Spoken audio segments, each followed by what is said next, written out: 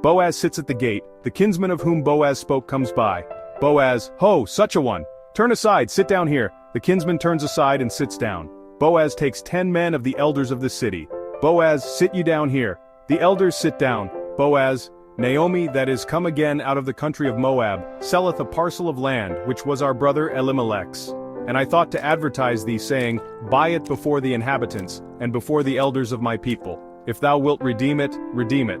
But if thou wilt not redeem it, then tell me that I may know, for there is none to redeem it beside thee, and I am after thee.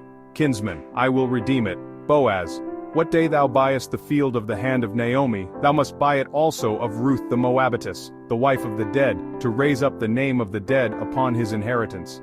Kinsman, I cannot redeem it for myself, lest I mar mine own inheritance. Redeem thou my right to thyself, for I cannot redeem it.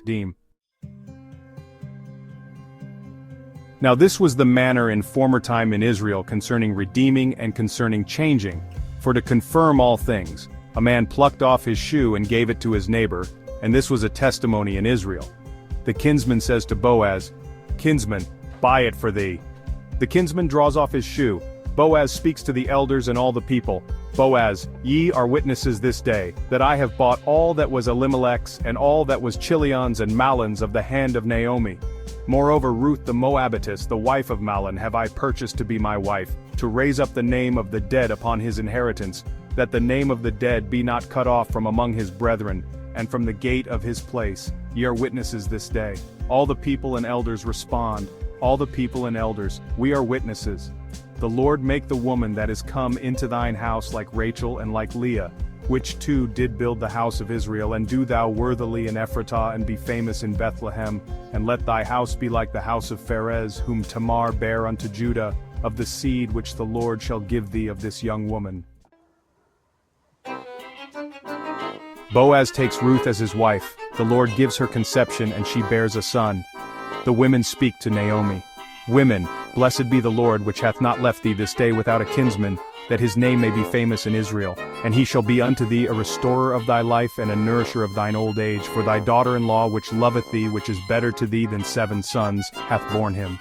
Naomi takes the child, lays it in her bosom, and becomes nurse unto it. The women neighbors give the child a name. Women neighbors, there is a son born to Naomi, and they called his name Obed. He is the father of Jesse, the father of David.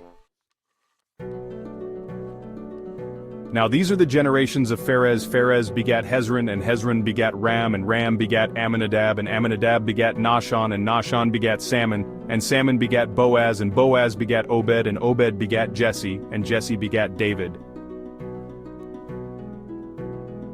The book of Ruth ends with a powerful testimony of God's sovereignty and grace. From Ruth's humble loyalty and Boaz's noble character comes a lineage leading to King David, and ultimately to the Savior Jesus Christ. The story reminds us that God works through ordinary people and circumstances to accomplish his extraordinary plan of redemption.